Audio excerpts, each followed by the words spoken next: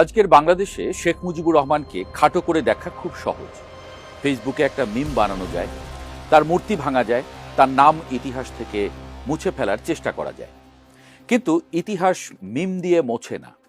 1971 সালে এই ভূখণ্ডের মানুষ যখন জানত না বাংলাদেশ আদৌ হবে কিনা, তখন এদেশের মানুষ জেলে বন্দি একজন মানুষকে নেতা মেনেই নিজের জীবন বাজি রেখে যুদ্ধ করেছিল। মেজর জিয়াউর রহমান তাঁর নামেই স্বাধীনতার ঘোষণা দিয়েছিলেন। এই সত্যটা না মানলে বাংলাদেশের জন্মই ব্যাখ্যা করা যায় না। তাহলে 15ই আগস্ট কেন হলো?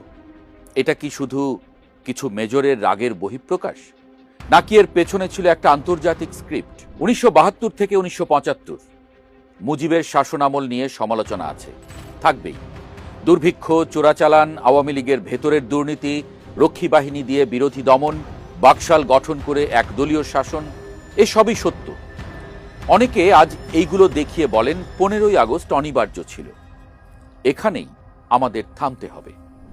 একজন শাসকের ব্যর্থতা, দুর্নীতি, এমনকি স্বৈরাচারী হয়ে ওঠা, এর বিচার হতে পারে জনগণের ভোটে, আদালতে, ইতিহাসে। কিন্তু কোনো কিছুই, কোনো যুক্তিই একটা পরিবারের শিশুসহ হত্যাকে বৈধতা দিতে পারে না।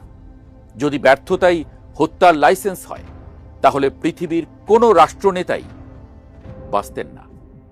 15ই আগস্ট যারা করল, তারা শুধু মুজিবকে মারেনি, তারা বাংলাদেশের সেনাবাহিনীর চেইন অব কমান্ডকে চিরদিনের জন্য ভেঙে দিয়ে গেল।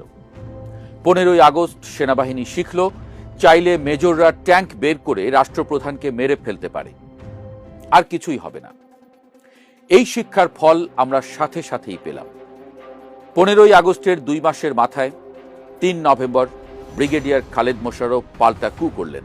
7 নভেম্বর সিপাহী বিপ্লবের নামে খালেদ মোশাররফ, কর্নেল হুদা, কর্নেল হায়দারকে ঢাকা ক্যান্টনমেন্টে নির্মমভাবে হত্যা করা হলো।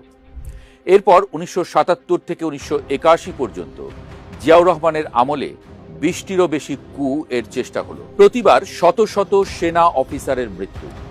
শেষ পর্যন্ত এই ভাঙা চেইন অব কমান্ডই 1981 সালে চট্টগ্রামে জিয়াউর রহমানকেও মৃত্যুর মুখে দাঁড় করায়। কাজেই 15ই আগস্ট শুধু একটি হত্যা ছিল না, এটা ছিল হত্যার সংস্কৃতি চালু করার দিন। 1970-এর দশকে আমেরিকার সবচেয়ে বড় ভয় ছিল বঙ্গোপসাগরে সোভিয়েত প্রভাব।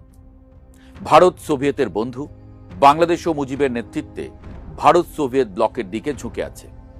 আমেরিকা চাইছিল এই ব্লক ভাঙতে, পাকিস্তান চাইছিল 71-এর প্রতিশোধ নিতে। আমেরিকার ক্লাসিফাইড ফাইল এখন বলছে হত্যাকাণ্ডটা ছিল মূলত দেশীয় প্লট,